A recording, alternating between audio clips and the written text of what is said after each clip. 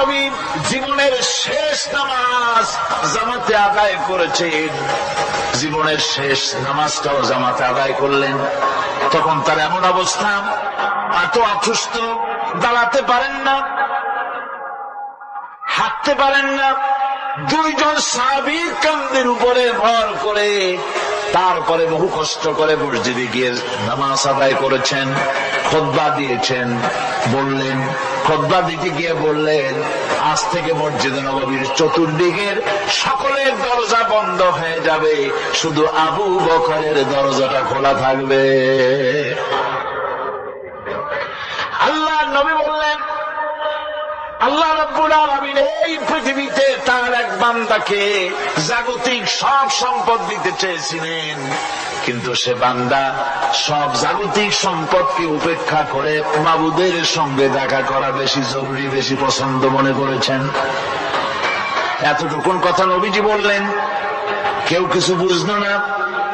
হযরতে আবু বকর রাদিয়াল্লাহু তাআলা আনহু হুজুরের এই কথা শুনে কাঁদতে কাঁদতে তিনি অস্থির হয়ে যাচ্ছেন। সাহাবীরা চিন্তা করলেন, হুজুর কান্না কার কথা বলেছেন, তাতে কান্নার কি আছে? বড় বৃদ্ধ, জ্ঞান বৃদ্ধ হযরত আবু বকর রাদিয়াল্লাহু তাআলা আনহু বুঝতে পেরেছেন এই পৃথিবীর সব সম্পদ তো আল্লাহ হুজুরকেই দিতে চেয়েছিলেন। তিনি সমস্ত সম্পদকে উপেক্ষা করে তার মাবুদের সঙ্গে দেখা করার জন্য প্রস্তুতি নিয়েছেন। তার মানে হলো আল্লাহ নবীর বিদায় হয়ে যাবেন, আমরা নবী থেকে এতিম হয়ে যাব। নবীজি ঘরের মধ্যে প্রবেশ করলেন, প্রচন্ড জ্বর এলো। এই প্রচন্ড জ্বর নিয়ে তিনি শুয়ে আছেন, কখনো বেহুশ কখনো হুশ। এর মধ্যে সারা জান হয়ে গেল। সাহাবীরা বহুক্ষণ অপেক্ষা করে হযরত আবু বকরের ইমামতিতে নামাজ শুরু করলেন। হুজুরের হুশ এলো, প্রশ্ন করলেন, আয়েশা রে, এখন কোন সময়? হযরত আয়েশা বলেন, ইয়া রাসূলুল্লাহ, মসজিদে নববীতে নামাজ শুরু হয়ে গেছে। সাহাবীরা অনেকক্ষণ অপেক্ষা করে আমার বাবার ইমামতিতে নামাজ পড়তেছে সবাই, কিন্তু সাহাবীরা কেঁদে কেঁদে নামাজের মধ্যেই কাঁদতে কাঁদতে অস্থির হয়ে যাচ্ছে। তাদের মনের ধারণা হয়েছে নবীজির পেছনে নামাজ পড়ার কিসমত থেকে তারা মাহরুম হয়ে গেল। নবীজি বলেন, আয়েশা, দরজা খুলে দাও, আর আমার মাথাটা একটু উঁচু করে ধরো, আমি একটু নামাজের দৃশ্যটা দেখি। দরজা খুলে দেওয়া হলো, নবীজির মাথা উঁচু করে ধরা হলো। নামাজের জামাতের দৃশ্য দেখে নবীজি আবার শুয়ে পড়লেন। হযরত আয়েশা লক্ষ্য করে দেখেন নবীজির দুই চোখের কোনা দিয়া পানি পড়তেছে। মা আয়েশা জিজ্ঞেস করেন, ইয়া রাসূলুল্লাহ, নামাজের দৃশ্য দেখে চোখে কেন পানি এলো? হুজুর বলেন, আয়েশা রে, এটা কোন দুঃখের পানি না, এটা তৃপ্তির পানি। এই যে জামাত নামাজ পড়তেছে লোকেরা, এই জামাত কায়েমের জন্য তায়েফের ময়দানে অনেক রক্ত আমার ঝরেছে। উহুদের ময়দানে দামদার মুবারক শহীদ হয়েছে, সাহাবায়ে কেরাম জীবন দিয়েছে। এই যে জামাত আমি দেখতে পেলাম, ভবিষ্যতের একটা ছবি যেন চোখে ধরা পড়লো। আমার মনে হলো কিয়ামত পর্যন্ত এই পৃথিবীতে আমার যত উম্মত আসবে তারা এইভাবে করে জামাতে নামাজ আদায় করবে। নবীজি মাথার কাছে মালাকুল মউত যখন এসে গেছেন, আমার ভাইরা, এই পৃথিবীতে যত নবীরা এসেছিলেন, মৃত্যুর সময় সমস্ত নবীরা শেষ কথা যেটা বলেছেন, হাদিস, সমস্ত নবীরা উম্মতের জন্য মৃত্যুর মুহূর্তে শেষ কথা যেটা বলেছেন সেটা হলো আসসালাত, আসসালাত, নামাজ, নামাজ। আমার নবী যখন বিদায় হয়ে যান, বিদায় মুহূর্তে মেয়ের কথা বললেন না, কলিজার টুকরা নাতির কথা বললেন না, জামাইয়ের কথা বললেন না, স্ত্রীর কথা বললেন না, মৃত্যুর সময় শেষ কথা বললেন, আসসালাত, আসসালাত ওয়া মা মালাকাত আইমানুকুম, নামাজ, নামাজ, আমার উম্মতেরা নামাজ, আমার উম্মতেরা নামাজ ছেড়ে দিও না, নামাজ। যেই নবী উম্মতের জন্য এত কাঁদলেন, নামাজের জন্য এত কথা বলে গেলেন, আল্লাহ রাব্বুল আলামিন নামাজের জন্য এত নির্দেশ করলেন, নবীজি ইন্তেকালের সময় নামাজের কথা বলে দিলেন। সেই মুসলমান আজ নামাজ আদায় করে না, নামাজ পড়ে তো নামাজ শুদ্ধ হয় না। হযরতে হুযায়ফা রাদিয়াল্লাহু তাআলা আনহু তিনি একবার ইয়েমেন সফর করেছিলেন, এক মসজিদে নামাজ পড়লেন। একজনকে তিনি নামাজ পড়তে দেখলেন, নামাজ পড়তে দেখে তিনি অপেক্ষা করলেন। লোকটার নামাজ হয়ে যাওয়ার পর তিনি প্রশ্ন করলেন, আল্লাহর বান্দা, তুমি কতদিন এরকমের নামাজ পড়তেছ? তিনি বললেন, প্রায় 40 বছর তো হবে আমি এরকম নামাজ পড়তেছি। হযরতে হুযায়ফা বলেন, তুমি কি আমারে চেনো? কয়, না, চিনি না। হযরত হুযায়ফা বললেন, আল্লাহর বান্দা শোনো, আমি হচ্ছি আল্লাহর নবী মুহাম্মদুর রাসূলুল্লাহ সাল্লাল্লাহু আলাইহি ওয়াসাল্লামের সাহাবী হুযায়ফা। ও আল্লাহর বান্দা, তুমি যেভাবে নামাজ পড়েছ এইরকম যদি 40 বছর নামাজ পড়ে থাকো, আল্লাহর কসম করে বলি, নবীজি যে নামাজ শিখাইছেন তোমার সে নামাজ হয় নাই। রাসূলুল্লাহ নামাজ হয় নাই, নামাজ পড়লেই হবে না। রাসূলুল্লাহ বলেছেন, সাল্লু কামা রাআইতুমুনি উসাল্লি, নামাজ পড়ো সেইভাবে যেভাবে আমারে পড়তে দেখো। বিশ্বাস করুন ভাইরা, নামাজ যদি না হয়, হরতাল করিয়া, মিছিল করিয়া, বিক্ষোভ করিয়া, যে কোনো আন্দোলন করে ইসলামকে বিজয়ী করা যাবে না যতক্ষণ পর্যন্ত নামাজ সহি না হবে। নামাজ হচ্ছে ফাউন্ডেশন, নামাজ নাই কিচ্ছু নাই। ঠুকঠাক করে 2টা সেজদা দিয়ে উঠে যাবেন, আপনার ইসলামী আন্দোলনের 4 পয়সার দাম নাই। নামাজ আগে, জিহাদের ময়দানেও নামাজ, যেখানে আছেন ওখানেই নামাজ পড়তে হবে। একটা পড়তে হবে আদবের সাথে, মহব্বতের সাথে। আপনারা বিরক্ত হচ্ছেন না তো? নামাজ, নামাজ, এই নামাজ হচ্ছে মুসলমানদের সবচেয়ে বড় জিনিস। নামাজ হয় না, নামাজ যত পড়া হয় অধিকাংশ নামাজ হয় না। নামাজের ভিতরে তা'দিল আর কাম, তা'দিল করা ওয়াজিব। যতক্ষণ দাঁড়িয়ে থাকবেন, রুকুতে থাকবেন, যতক্ষণ দাঁড়ায় থাকবেন ততক্ষণ অন্তত 1 তাসবিহ পরিমাণ তো বটেই। যদি তা না হয়, রুকুত থেকে দাঁড়ালেন, সেজদায় চলে গেলেন, ওয়াজিব তরফ হলো। সেজদা দিলেন না, নামাজ ফাসিদ হয়ে গেল, নষ্ট হয়ে গেল নামাজ। এটা পাগলামি না। নামাজ সহিভাবে আদায় করতে হবে। নামাজ থেকে দাঁড়াবেন, রুকুত থেকে দাঁড়ায় গেলেন, বলবেন রব্বানা লাকাল হামদ, রব্বানা লাকাল হামদ হামদান কাসীরান তাইয়িবান মুবারাকান ফীহি। একজন সাহাবী এই দোয়াটা পড়ছিলেন। নামাজ শেষ করে আল্লাহর নবী প্রশ্ন করলেন, নামাজের ভিতরে অতিরিক্ত এই কথাগুলি কে বলেছ? সাহাবী ভয় পেয়ে গেলেন। ভয় ভয় তিনি বললেন, হুজুর আমি বলেছি। হুজুর বললেন, তুমি জানো না আমি নবী, তুমি নবী না, আমি যা দেখি তুমি দেখতে পাও না। তুমি যখন এই দোয়াটা পড়তেছিলে আমি লক্ষ্য করেছিলাম আল্লাহর রহমতের ফেরেশতারা প্রতিযোগিতা করতেছিল তোমার আমল নামায় কে কত বেশি নেকি লিখবে। রুকুতে দাঁড়ায়া এটা পড়বেন, সেজদায় চলে যাবেন, 2 সেজদার মাঝখানে ততক্ষণ বসে থাকবেন যতক্ষণ একটা সেজদার ভিতরে ছিলেন। পড়বেন আল্লাহুম্মা গফিরলি ওয়ারহামনি ওয়াহদিনি ওয়াআফিনি ওয়ারযুকনি। নামাজের মধ্যে দোয়া করতেছেন, আল্লাহ আমারে ক্ষমা করে দাও। সব দোয়া সব হুজুরে, আমাকে ক্ষমা করো, আমাকে হেদায়েত দাও, আমাকে সুস্থ করো, আমাকে রহম করো, আমাকে রিজিক দাও। সুবহানাল্লাহ। নামাজের ভিতরে দোয়া কবুলের সময়, নামাজের সেজদার ভিতরে দোয়া কবুল হয়।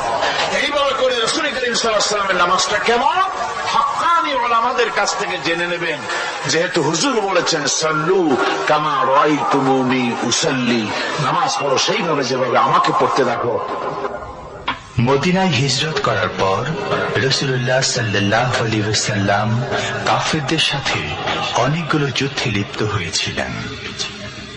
তার মধ্যে উহুদের যুদ্ধে তিনি তার আপন চাচা হযরত হামজা রাদিয়াল্লাহু তাআলা আনহুকে হারান।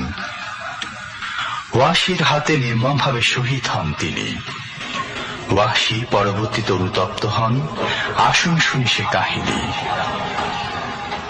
হুজুর সাল্লাল্লাহু আলাইহি ওয়াসাল্লাম ফতহ মক্কার দিনে সকলকে ক্ষমা করে দিয়েছিলেন, কিন্তু 5 জন নারী আর 6 জন পুরুষ সম্পর্কে বলেছিলেন এদেরকে যেখানে পাও সেখানে হত্যা করো। এর মধ্যে ওয়াহশী একজন। ওয়াহশী বুঝতে পেরেছি মুহাম্মদ সাল্লাল্লাহু আলাইহি ওয়াসাল্লাম আল্লাহর রহমত, করুণার নবী, দয়ার নবী, তার কাছে যদি আমি যেতে পারি তাহলে তিনি আমার সম্পর্কে, যদি তার সামনে যেতে পারি তাহলে তার কঠোর মনোভাব আমার প্রতি নরম হয়ে যাবে। এই মনে করে সাহাবায়ে কেরামদের চোখ এড়াইয়া তিনি হুজুরের সামনে গিয়ে হাজির হয়ে গেলেন। হুজুর তাকে দেখি বললেন, তোমার নাম না ওয়াহশী? তিনি বললেন, হ্যাঁ আমার নাম ওয়াহশী। হুজুর বললেন, তুমি আমার চাচাকে শহীদ করেছো। ওয়াহশী বললেন, জাহালাতের কারণে তা করেছি। হুজুর বললেন, কেমনে শহীদ করেছো আমার চাচাকে, আমার একটু শোনাও। ওয়াহশী বলতে লাগলেন, আমি বল্লম দিয়ে হযরতে হামজার শরীরকে এফোড় ওপড় করে দিয়েছি, তারপরে তার বুককে খঞ্জর দিয়ে ফেরে বুকের ভিতর থেকে কলিজাটা বের করে নিয়ে আমি হাতে দিয়ে দিয়েছি হেন্দাই কলেজা চিবিয়ে চিবিয়ে খেস।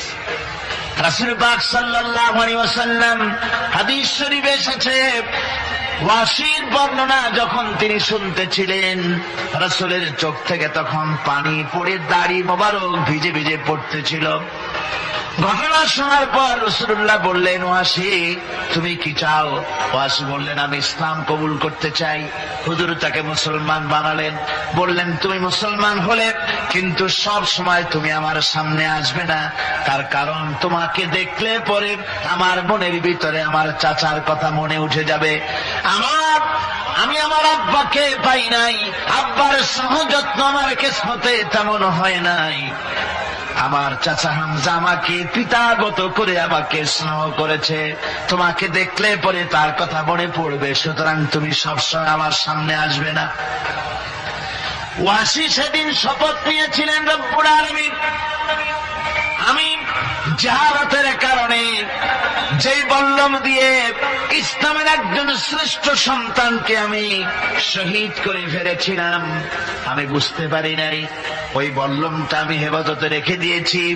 তুমি আমার এই দোয়া মঞ্জুর করো, আমি যেন এই বল্লম দিয়ে এই পৃথিবীর নিকৃষ্ট ইসলামের কোন দুশমনকে যেন আমি শেষ করে দিতে পারি। আল্লাহ পাক দোয়া তার মঞ্জুর করে নিলেন। মুসাইলামা কাযযাবের বিরুদ্ধে হযরত আবু বকর সিদ্দিক রাদিয়াল্লাহু তাআলা আনহু যে বাহিনী পাঠালেন, হযরত ওয়াহশী সেই বাহিনীর মধ্যে ছিলেন। আর তিনি সেই বল্লমটা দিয়ে, যে বল্লম দিয়ে তিনি হযরত হামজাকে শহীদ করেছিলেন, সেই বল্লমটা দিয়েই ইসলামের নিকৃষ্ট শত্রু মুসাইলামা কাযযাবকে দুনিয়া থেকে তিনি বিদায় করে দিলেন।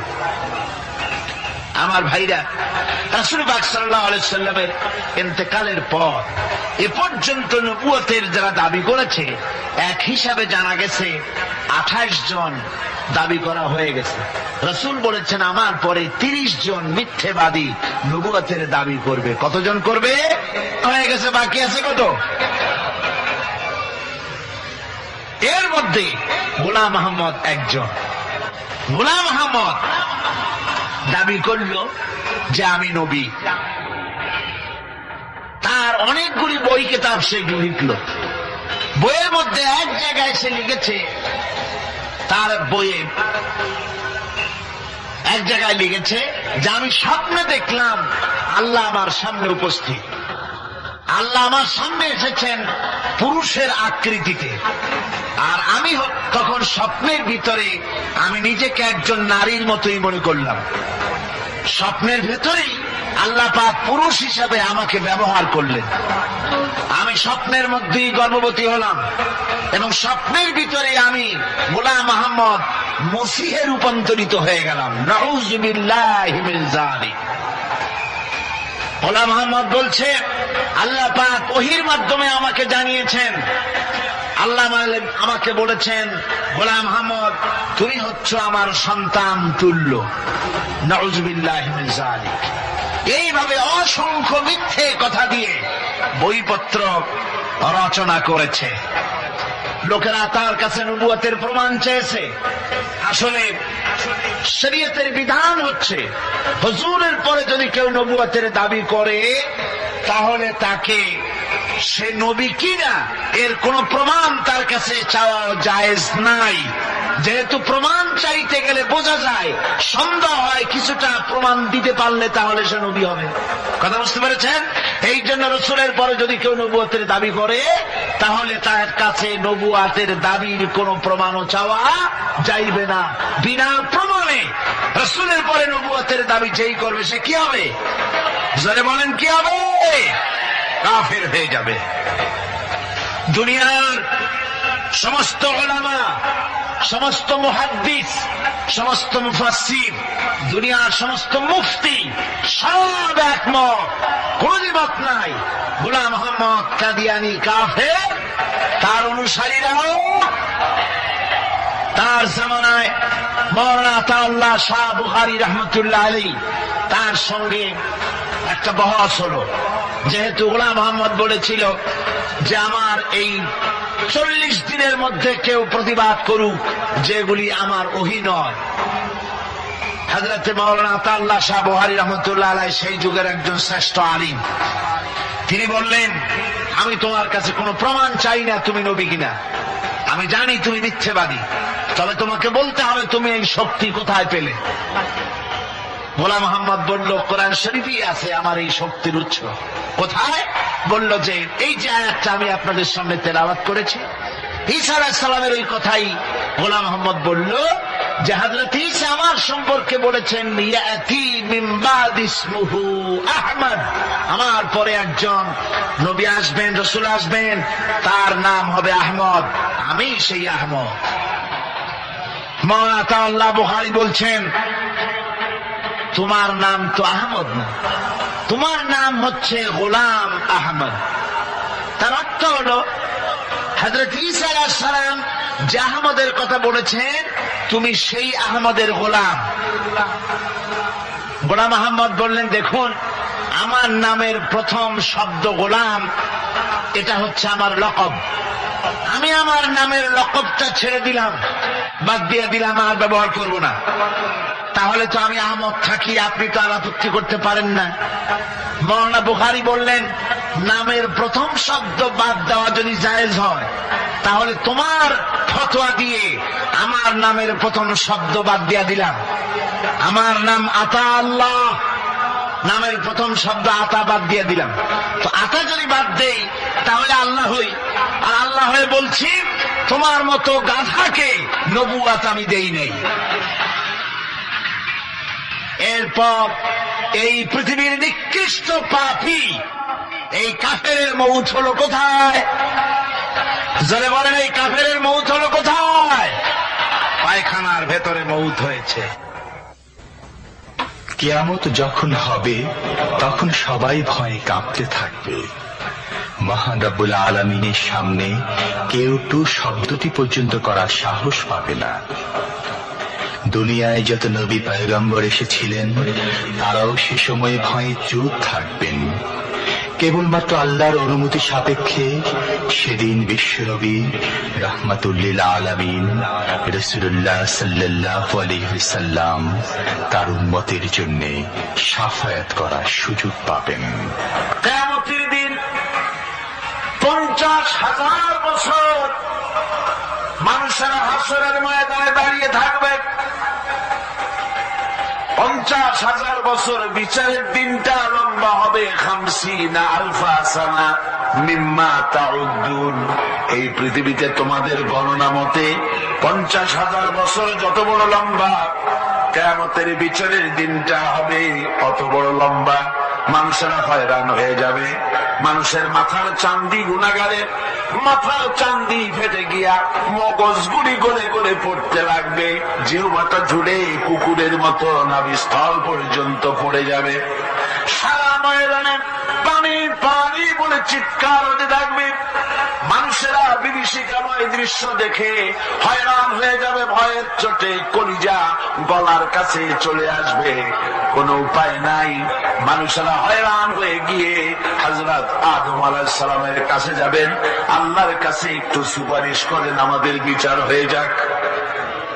হযরত আদম বলবেন আমার দ্বারা সম্ভব নয়, আমি নিজে আল্লাহর এক হুকুমকে ভঙ্গ করেছিলাম, জানি না আল্লাহ রাব্বুল আলামিন আমার সাথে আজকে কি ব্যবহার করেন। মিয়া সাহেব মাথা খাটা, বুদ্ধি খাটা, চিন্তা করেন আকল দিয়ে, বিবেক দিয়ে। আবাল বাশার আদম আলাইহিস সালাম আল্লাহর দরবারে কথা বলতে সাহস পাবেন না। বলবেন নূহের কাছে যাও, নূহ আলাইহিস সালাম বলবেন আমি পারবো না।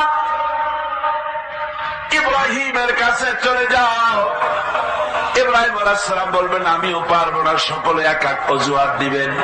বলবেন যাও মুসা আলাইহিস সালামের কাছে, তিনি বলবেন আমিও পারবো না। যাও ঈসা আলাইহিস সালামের কাছে, হযরত ঈসা বলবেন আমি তো পারবোই না, কারণ গোটা পৃথিবীর শত শত কোটি নাসারা আমারে আল্লাহর ছেলে বলেছে, আমি তো তাদেরকে কথা বলতে পারি নাই। জানি না আজই হাসরের ময়দানে আল্লাহ রাব্বুল আলামিন আমার সাথে কি ব্যবহার করেন। তবে আমি একটা পরামর্শ দিতে পারি, আল্লাহ রাব্বুল আলামিনের দরবারে আজকে কেবল কথা বলতে পারবেন বিশ্ব নবী জনাবে মুহাম্মদুর রাসূলুল্লাহ সাল্লাল্লাহু আলাইহি ওয়াসাল্লাম। হাসরবাসীরা তার কাছে যাবেন, নবীজি মাকাম মাহমুদে আল্লাহর দরবারে সেজদায় পড়ে যাবেন। এই সেজদায় কত কাজ চলে যাবে আল্লাহ পাক ভালো জানেন। সেজদায় পড়ে শুধু কাঁদতেই থাকবেন। রব্বুল আলামিন বলবেন হাবিব মাথা উঠান, আপনার দরখাস্ত আমি আল্লাহ রব্বুল আলামিন মঞ্জুর করে নেব। সুবহানাল্লাহ।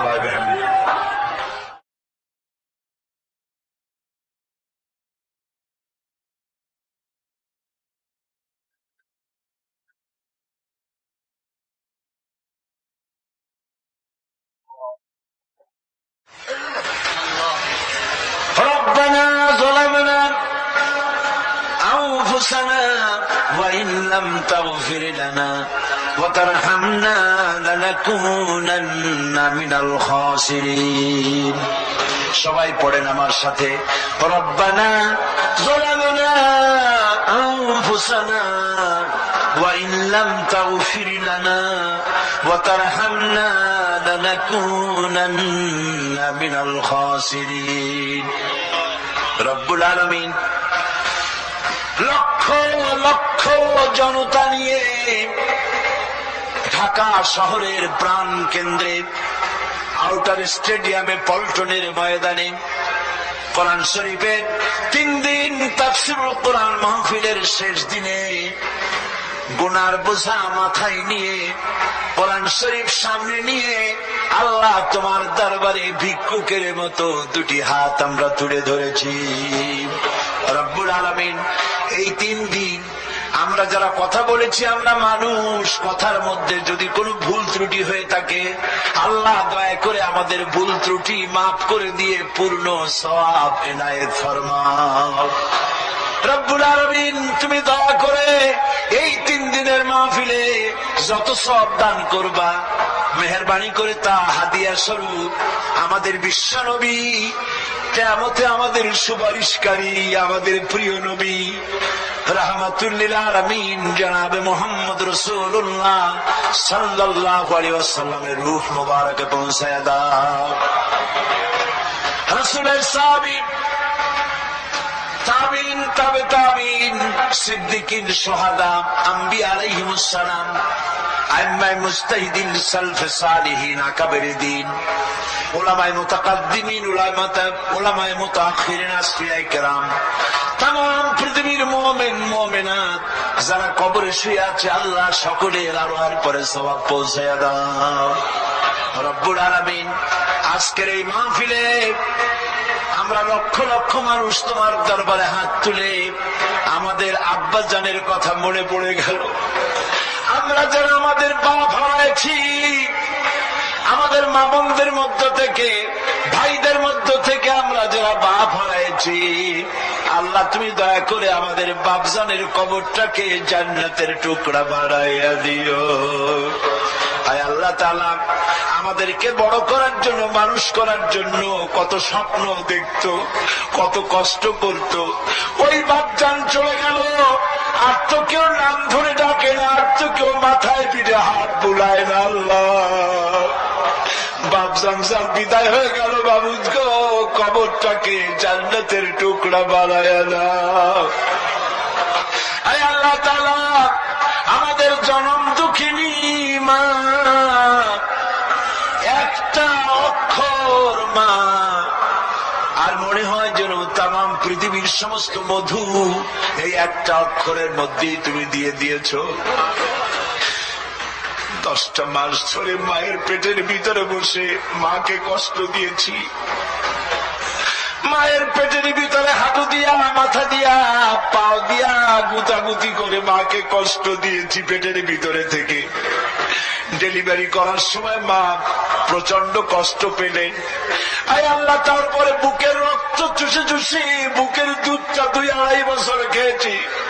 মায়ের কোলে থেকে মাকে পেশাব পায়খানা করে মায়ের কাপড় চোপড় নষ্ট করেছি। কোনদিন বিরক্ত হয়ে একটা আছাড় দেয় নাই, একটা থাপ্পড় মারে নাই। আয় আল্লাহ, ক্ষুধা পেটে মা খেতে বসেছে, মায়ের কোলে বসে বাচ্চা পায়খানা করেছে, মা রাগ করে ছেলেকে থাপ্পড় মারে নাই, ভাতের খাবারটা ঠেলে রেখে বাচ্চাটারে পায়খানা সাফ করে নিজে আবার কাপড় পাল্টাইয়া ছেলেটার মুখে চুমা দিয়া আবার খাইতে বসেছে। এইভাবে করে মাকে নির্যাতন করলাম, ওই মা যাদের বিদায় হয়ে গেছে, আল্লাহ মায়ের কবর জান্নাতের টুকরা বানাইয়া দাও।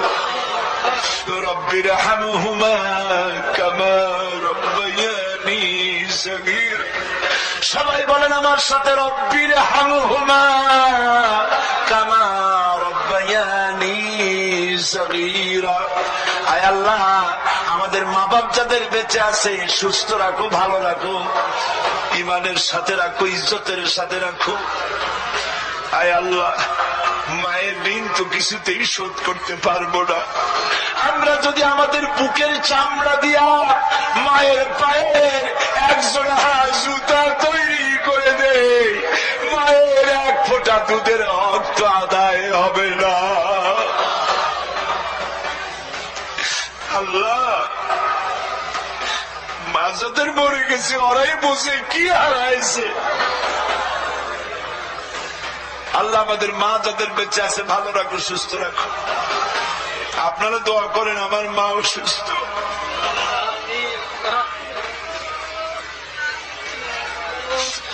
আল্লাহ মাকে সুস্থ করে দাও।